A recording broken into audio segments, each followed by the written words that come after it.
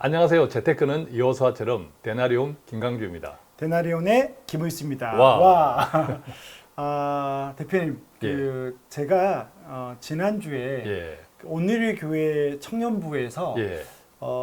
재정 강의를 녹화를 했어요. 예. 녹화를 2번, 그러니까 성경적 재정관과 희년 선포하고 그 다음에 그 투자론 예. 이야기를 하고 나서 질의응답이 많이 들어온 거예요. 예. 근데 그거를 녹화 시간에 못 한 거예요. 그래서 이제 목사님께서 따로 이 질문 응답이 있는데 너무 좋은 거예요. 예. 그래서 이걸 받아서 글로 써주면 안 되겠냐. 근데 글이 안 되거든요. 그렇죠. 네, 그래서 그럼 제가 데나리온을 하니까 그러면 대표님하고 이거를 오히려 풀어서 예. 녹음한 거를 예. 드리겠다. 그러니까 너무 예. 좋아하시더라고요. 예. 그래서 오늘은 이 질의응답을 서로 번갈아 가면서 하고 예. 이걸 녹화하고 또 하면 여러분들에게도 도움이 될 것 같아서 진행하려고 합니다. 질문지를 그래서 저도 받아서 한번 보니까 너무 요즘 많은 분들이 궁금해하는 내용들이야, 그죠? 그죠. 예. 청년들이 진짜 궁금해하고 받아보면서 저는 오히려 좀 미안함. 청년들이 이렇게 고민이 많고, 예. 우리 때보다 힘들게 사는구나. 예. 그런데 이제 우리가 오늘 여기서 은혜를 나누고 또 예. 여기에 대한 좀 대안을 주고 싶다. 였거든요. 그래서 많은 질문 가운데 대체로 비슷비슷한 질문들이 좀 많아요. 네. 그래서 몇 가지 비슷한 질문들을 묶어서 또 우리 생각들을 나누는 시간 갖도록 해보겠습니다. 첫 번째 질문인데요. 1주택자, 주택담보대출이 많은 편이랍니다. 1주택자인데 향후 24평 빌라를 사고 싶습니다. 현재 미혼 여성이고 회사는 퇴사한 상태이고 원래 연봉이 5천 후반이었다고 합니다. 지출을 통제하면서 어떤 재무 계획을 세우면 좋을까요? 라는 질문이고요. 첫 번째는 또 비슷한 질문이 있습니다. 안녕하세요. 저는 결혼을 앞둔 31살 청년입니다. 다들 집값에 대해 오르냐 떨어지냐 의견이 분분한데 투자 목적이 아니라 주거 목적으로 집을 구하고 싶은데 흔히 말하는 영끌해서 매매로 사야 하는지 온갖 대출 다 받아서 아니면 점차 집값이 떨어질 테니 전세로 살다가 나중에 보금자리를 마련해야 하는지 고민입니다. 이 두 질문 다들 비슷한 질문들이 많죠. 뭐 청년이 아니어도 예. 신혼부부나 내 집이 없으면 일단은 한 2, 3년 전에 집을 못 산 거에 대해서 예. 벼락 거지가 됐다는 이 자기감들이 있고요. 이 고민들을 다 할 것 같아요. 예. 네, 그래서 저는 오늘 막 성경적으로 막 기다려라 이런 것보다 좀 전문적으로 4가지 정도를 집에 대해서 이야기를 할까 하고요. 4가지. 예, 네 첫 가지. 번째는. 예. 4가지 맞는지 모르겠지만 결론부터 말씀드리면 3, 4년 기다렸다가 사자를 가지는데 저도 같은 마음. 네, 예. 이유가 4가지 있는 거죠. 예. 이야기를 하다 보니 그래서 첫 번째가 금리가 오를 거다. 금리가 오를 거다. 네, 이거 다 아니까 또 오르고 있고. 예. 오르고 있고 지금 시중에 콜 금리도 오르고 있고 담보대출 금리도 지금 오르고 있거든요. 예. 네, 그리고 내년에 테이퍼링이 본격적으로 시작되고 미국 금리가 오르면 미국 금리는 0.25씩 안 오르더라고요. 예. 0.5, 예. 0.75 오르거든요. 그래서 첫 번째는 내년에 미국 금리가 오를 거다. 예, 금리가 오르면 아무래도 이제 유동성이 줄어드니까 네. 소위 연끌하기도 쉽지가 않죠, 그죠? 그리고 대출도 어렵고 그렇습니다. 예. 이렇게 금리가 오를 때 사람들이 관망세로 돌아갈 거다. 그래서 첫 번째는 금리 때문에 저는 집값을 3, 4년 뒤에 집을 사자는 주의고요. 두 번째. 두 번째는 너무 올랐다. 너무 올랐다. 맞아요. 네, 지난 1, 2년 동안 예. 정말 많이 저도 예. 이제 제가 이야기했죠. 저는 이제 경기도 하남시 예. 미사에 살고 있는데요. 5년 예. 전에 분양을 받았는데 예. 인정하고 싶지 않을 만큼 예. 올랐어요. 예. 네. 그건 장부 가격이죠.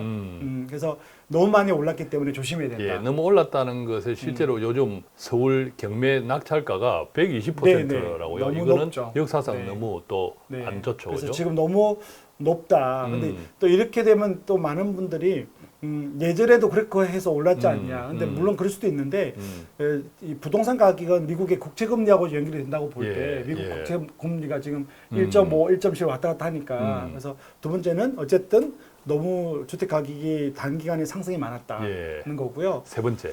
세 번째는 문재인 정부가 들어오면서 2017년도에 그 임대 사업자 제도를 줬거든요. 그랬죠. 네, 예. 그래서 제 고객들 권사님 장로님들도 막 재테크 집 테크를 하는 건 아닌데도 집에 예. 두 개가 있는 분들이 예. 임대 사업자를 내신 분들이 많아요. 뭐 예. 증여하신 분들도 있고. 그래서 이제 그게 2025년도에 8년이 되고요. 그 만기가 8년이거든요. 예. 그래서 8년이 되면 6개월 안에 그 집을 팔지 않으면 예. 양도세 부분에 문제가 생기는 예. 거예요. 그래서 이제 그게 2024, 5년도에 들어오니 그때 공급량이 늘어날 거다. 그래서 임대 사업자 시행이 끝난 2025년도가 가격을 살 수 있는 기회가 아닐까라고 보는 거죠. 예. 마지막 네 번째는. 네 번째는 똑같은 건데요. 신도시 30만 가구 건설이 지금 뭐 교산이나 왕숙이나 그다음에 저기 광명이나 또 이런 쪽에 30만 호 가구가 지금 건설되고 있거든요. 예. 그래서 내년부터 2029년까지 그래서 여러분들이 3기 신도시라고 네이버 쳐보면 포탈 쳐보면 엄청난 공급 계획이 있는 거죠. 그래서 이제 아까 세 번째 임대 사업자가 끝나는 그때 물량들이 쏟아져 나올 거다. 예. 그리고 3기 신도시 30만 호 건설이 또 계획 중이다. 그래서 네 번째는 공급량이 늘어난다는 거죠. 그리고 내년에 대통령 선거가 있는데 뭐 누가 되던 지금 부동산 정책이 공급을 늘리려고 하는 거다. 그렇죠. 네, 예. 그래서 이런 네 가지 때문에 저는 청약이 되면 구입하자. 예. 네, 청약은 저렴하니까. 근데 내 돈으로 다시 매매를 물어본 거거든요. 예. 매매는 3, 4년 기다렸다가 폭락하지는 않을 건데 예.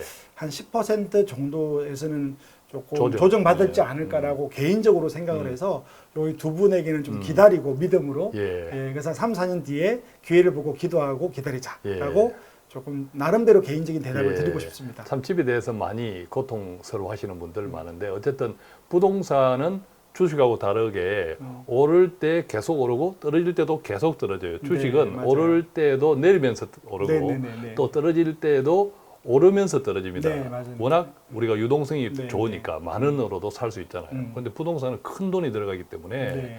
오를 때는 지속적으로 오르고 이게 이제 우리 센터장님이 정리해 주신 핵심 네, 공급, 네, 네. 수요와 맞습니다. 영향이 있는데 지금 이제 어쨌든 공급이 계속 많아지는 많아지는 시기다라고 하면 조금 인내하면 좋지 않을까 하는 생각 들어요. 네. 너무 급하게 시장을 쫓아가기보다. 네. 예. 자, 두 번째는 세 가지 질문이 같은 거로 나와 있어요. 그래서 이렇게 돼 있어요. 돈을 쫓는 것과 내 능력과 돈 버는 것 차이라고 돼 있고요. 예. 또 하나는 이제 다섯 번째 여기 질문인데 믿고 맡겨드리는 것과 예. 청지기로서 관리하는 것 사이의 균형을 어떻게 잡아야 할까요? 예. 믿고 맡겨드린다고 하면서 재정 관리에 손 놓고 있는 것도 아닌 것 같고 좀 그렇다고 세상 사람들처럼 재정 관리에 올인하는 것도 아닌 것 같다. 예. 좀 이렇게 이야기를 좀 하고 있어요. 네. 예.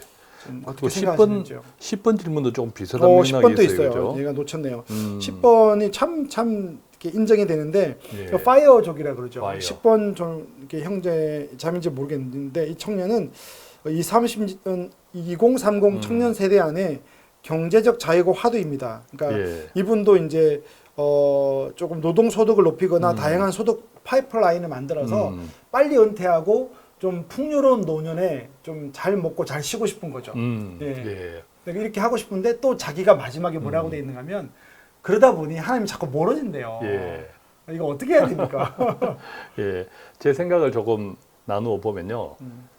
제 생각을 나눌 건데 참 재미없다라고 생각하실 분도 있겠지만 돈을 쫓는 것과 내 능력 것, 돈 버는 것 여기에서 주요 키워드는 쫓는 것과 능력이라고 생각해요. 쫓는 것과 능력? 예, 쫓는 것과 능력의 이 단어의 의미, 그 차이를 생각해 보면 좋겠어요. 우리가 능력이라고 하면 우리의 능력은 어디서 옵니까? 하나님. 우리가 달란트라고 표현하죠. 능력은 다 다릅니다. 이 능력이 세상에서 얼마만큼의 영향력을 보여주냐 이게 아니에요. 이것은 세상의 관점이고 우리의 능력이라고 하는 것은 하나님께서 나를 차별적으로 어떻게 쓰실지. 그렇죠. 하나님께서 나를 쓰시려고 계획한 능력이죠. 그래서 반대로 쫓는다라고 하는 것은 하나님께서 나한테 주신 그 능력은 무시하고 내가 좋아하는 걸 그냥 세상에서 반짝반짝하고 뭔가 좋아 보이는 것, 욕망 그걸 쫓아가다 보면 당연히 하나님께서 나한테 주신 달란트는 안 보이는 거죠. 그러면 그 결과 어떻게 됩니까? 하나님과 화목하기 힘들죠. 또 반대로 우리가 하나님과 화목할 때 하나님의 능력을 덧 입을 수 있는데 맞아요. 하나님의 능력을 덧 입지 못하면 아마 세상에서도 제대로 온전히 능력을 발휘하기도 쉽지 않으리라고 생각합니다. 그래서 좀 그렇게 생각해 보면 이것도 5번 또 질문하고 비슷해요. 네. 믿고 맡겨드리는 것과 청지기로서 관리하는 것 사이의 균형. 진짜 그죠? 이거 이게 우리가 좋은데 데나리온 방송의 맞아요. 지지이기도 합니다. 네. 그죠? 믿고 맡겨드린다라고 하는 것이 그냥 나는 몰라라는 것이 아니다. 이것은 그러네요. 그죠? 우리가 자유의지라는 표현 간혹 쓰잖아요. 하나님께서 우리한테 자유의지를 주신 거죠. 맞아요. 성령 안에서. 그랬을 때 자유의지의 가장 핵심은 저는 분별이라고 보는 거죠. 분별. 그거 정말 성숙한. 그렇습니다. 맞아요. 세상의 모든 제도의 주인, 설계하신 분은 하나님. 네. 그런데 여기에 만몬 사탄의 계략도 들어있다. 그죠? 그들이 우리를 계속 헷갈리게 한다. 네. 그래서 우리한테 필요한 것은 분별. 청지기로서 관리하는 것은 말을 바꾸면 청지기로서 분별하는 것. 네. 세상에 허다한 재테크 많죠. 네. 그 가운데 우리가 성경의 관점에서 취할 것이 있고 버릴 것이 있다. 또 어떻게 하는 방법도 성경적인 관점이 다르고 세상의 관점이 다르죠. 네. 이것들을 잘 분별해서 하는 것. 자, 그것을 생각하면 균형은 의외로 쉽게 오케이. 생각이 되지 않을까 생각하고요. 10번 질문 보면 파이어족. 정말 많은 사람들이 추구하죠. 오래전에 10억 만들기 재테크가 오래전에 20년 한 15년 전에 그렇죠. 예, 그래서 10억 만들기 아주 유명한 다음에 카페가 있었습니다. 네, 텐인텐. 네, 텐인텐. 10년 내에 10억. 네. 그때 10억이 있으면 경제적 독립, 파이어한다. 요즘은 택도 없고 그러죠. 턱도 없어. 그러니까 요즘은 턱도 없는데 정말 생각해 보십시오. 결과적으로 우리가 지금의 파이어 쪽들이 꿈꾸는 것은 돈의 규모입니다. 얼마가 그러네요. 있으면 나는 파이어 할 수 있다.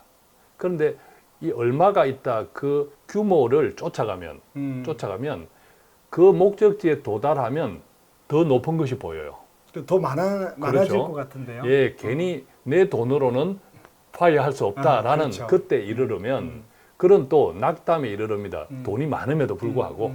왜냐하면 자꾸 불안해지는 거죠. 우리가 쌓는다 할 때에 가장 성경적으로 고통스러운 것은 쌓는데 불안해지는 거죠. 그렇죠. 쌓아가는데 불안해져. 이상하죠. 예. 그래서 어떤 이게 세상에서 이야기하는 파이어 이 부분을 정말 분별해야 되는 것은 돈의 규모를 가지고 절대 파이어 할 수 없다. 재정적으로 평안해질 수 없다라는 거죠. 그래서 우선순위를 이 질문을 주신 형제님도 또 그런 고민을 똑같이 참 기도를 많이 하시는 형제님이세요. 예, 보면 똑같은 고민을 나누어 놓았습니다. 그죠? 그런데 그러다가 하나님의 관계가 어긋나지 않을까? 이런 또 고민을 같이 보내왔죠. 마찬가지라고 생각합니다. 그래서 우리를 세상에 보내신 이 하나님의 우리를 사용하실 계획이 있고 그 계획이 돈은 우선이지 않을 거다라는 우리가 믿음과 확신이 있다면 그 가운데서 재정에 대한 것은 우리가 돈이 많다고 적다고 이것이 아니라 각자에게 주신 달란트 능력 안에서 또 나에게 주신 재정을 내 능력, 하나님께 주신 능력 안에서 어떻게 잘 관리하느냐, 맞아요. 어떻게 잘 쓰느냐 문제이겠죠. 그거 우리 데나리온에서 계속 맞습니다. 이야기했죠. 또. 예, 그런 것만 잘 분별하면 네.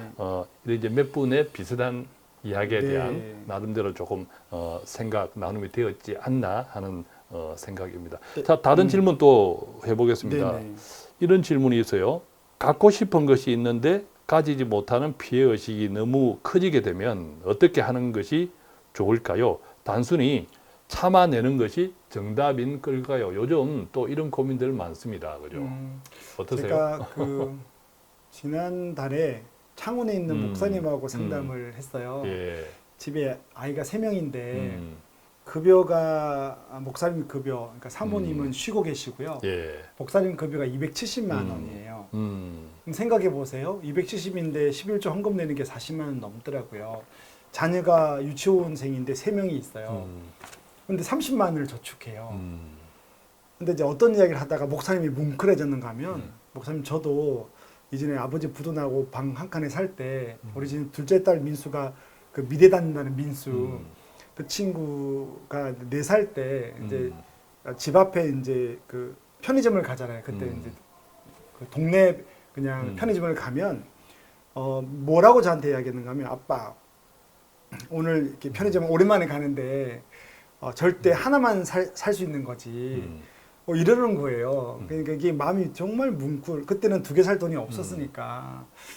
이제 그걸 생각하면서 목사님하고 나누는데 목사님이 이제 눈물이 이제 그게 있는 거예요. 왜냐하면 믿음으로 잘 살고 있고 아이가 3명인데 막 갖고 싶은 욕구나 또 얼마나 뭐 다 해주고 싶겠어요. 부모 마음에. 예. 그래서 우리가 교감이 된 거예요. 그럼에도 불구하고 저는 그때 또 목사님이 지금 주신가 안에서 잘하고 있다. 그리고 창의적으로 쓰고 있다. 왜 이야기를 하는가 하면 그게 못할 때 마음이 이 형제인지 자매인지 모르겠지만 이 7번 질문에 대해서 저 마음이 뭉클한 거예요. 갖고 싶은 것이 많은데 가지지 못하는 피해의식이 너무 크면 어떻게 하면 좋을까? 이게 믿음으로 살아 이게 아니고 예. 공감이 되는 거예요. 너무 아파요. 아파요. 이게 이 형제 자매가 그 갖고 싶은 것들이 뭐 엄청난 집이나 뭐 해외여행 몇 천만 이런 게 아닐 수 있잖아요. 예, 맞습니다. 예, 작은 휴대폰 하나, 노트북 하나인데 그래서 먼저 좀 위로를 해주고 싶고 예수님의 마음을 좀 알 것 같아요. 그래서 조금 그래서 저는 어떻게 해주고 싶은가 하면 일단 형제 자매는 누군지 모르겠지만. 제가 그 데나리온 보면 지름 통장이 지름통장. 네, 예, 그래서 지름신 통장. 그럼요. 그래서 이제 이렇게 형제나 자매가 100만 원을 벌더라도 벌 거란 말이에요. 예. 그러면 내가 진짜 좋아하고 사고 싶은 거를 목록을 적어보고 예. 그리고 기도를 하고 이 돈을 적금을 모으는 거예요. 예. 처음에 투자하지 말고요. 적금을 모으는데 이제 그 돈이 없으면 2가지가 있어요. 더 벌어서라도 이걸 획득하는 거죠. 예. 그리고 하나는 이게 더 가치롭기 때문에 좀 덜 가치로운 것들이 있을 거예요. 하루에 1,000원이라도 예. 예, 그런 것들을 예산을 잘 세워서 아껴보는 거죠. 아껴서 돈을 막 모으는 게 아니고요. 목표를 정해서 지름 통장을 만들고 적금을 넣어서 자기를 위해서 한번 써보는 거예요. 그러면 제가 제 경험으로 예. 2년 뒤에 이제 50만 원 생긴 자매가 예. 있고 어떤 형제 자매는 아버지 여이고 아이가 고등학생이고 대학생 자매인데 엄마랑 제주도 여행 가는 게 꿈이었어요. 이게 강원도 옛날 이야기예요. 예. 예. 근데 이걸 적금을 넣어서 50만 원 모아서 강원도에서 제주도를 간 거예요. 저렴하게. 그러니까 갔다 와서 굉장히 많은 것이 회복됐고 예. 하나님이 보내주는갑다. 그래서 이 형제 자매에게 이야기하고 싶은 건 지금이라도 내가 원하는 걸 리스트업을 하고 거기에 축복을 하고 예. 그다음에 돈을 모아서 예. 하나씩 하는 거예요. 예. 예. 저축 못 해도 돼요. 예. 집 없어도 돼요. 예. 미래에 뭐 노후 준비 안 해도 되니까 그때 하나님이 나를 사랑하는구나. 그리고 내가 죽지 않는구나를 조금 이렇게 정서적으로 회복할 수 있는 그 자존감 예. 회복 좀 이런 것들이 필요하고 역시 제가 처음에 얘기했던 그 목사님이나 저나 어려운 시기에 어떻게 이겨냈나라고 볼 때 내가 누구인지를 주님으로부터 공급받는 거죠. 그게 샬롬인데 일단은 그게 끊임없이 되는 가운데 지름 통장을 만들면 조금 나아진다. 예, 뭐 해결된다는 건 예. 아니고 그래서 이 질문한 형제 자매님을 위해서 기도하고 예, 축복합니다. 그래서 예. 지름 통장 만들어서 그 사랑을 예. 또 확인해 보기를 권유합니다. 예. 네. 아멘. 오늘 몇 가지 질문을 나누었는데 또 질문지를 저도 이제 보면서 정말 감사했습니다. 우리가 질문을 할 수 있다는 게 선진국이잖아요, 그죠? 질문을 할 수 있다는 게 솔직해요. 그죠? 네. 또 질문을 할 수 있다는 것 그리고 또 귀를 기울인다는 것, 또 그 마음의 불편함도 있잖아요. 그런 것을 나눈다는 것 네. 이게 이 자체가 사랑 없이는 못하는 일이거든요. 그래서 뭐 오늘 또 이제 몇 가지를 서로 질문을 우리 생각을 나누어 보았지만 경제적 독립이라는 것은 정말 세상에서는 목표가 있고 얼마가 돼야 돼, 몇 년이 지나야 돼 이런 게 있지만 우리 크리스찬들에게 경제적 독립은 저는 완전히 다르다고 생각해요. 네. 이미 이루어졌다. 예. 그죠? 아멘. 이미 이루어졌다. 이러한 양식을 또 오늘 또 그렇죠. 주신다. 이미 이루어졌다. 그래서 지금 나에게 주신 형편에서 우리가 자족이라는 말도 있듯이 어떻게 잘 누릴 수 있을지를 먼저 기도해 보면 잘 누려야 돼요. 그렇죠. 경제적 자유 크리스찬 이미 이루어졌다. 이 믿음을 항상 어렵더라도 힘들더라도 네. 꼭 붙들고 가면 좋겠습니다. 네. 자, 오늘 이렇게 해서 온누리 강의를 통해서 또 네. 질문을 한 여러 가지 질문들을 같이 나누었는데 앞으로도 이런 시간 종종 가지면 좋겠습니다. 네, 그죠? 질의응답이 워낙 많고 또 다음에는 학부모 교육 가거든요. 그럼 예. 그 자녀 경제 교육에 대한 질문이 장난이 맞습니다. 아니에요. 아하. 또 그런 것도 2시간 강의하고 예. 또 받아와가지고 풀면 예. 재밌는데요. 예. 자, 데나리오는 앞으로도 늘 재밌고 또 유익한 네. 그런 시간이 계속될 겁니다. 그죠?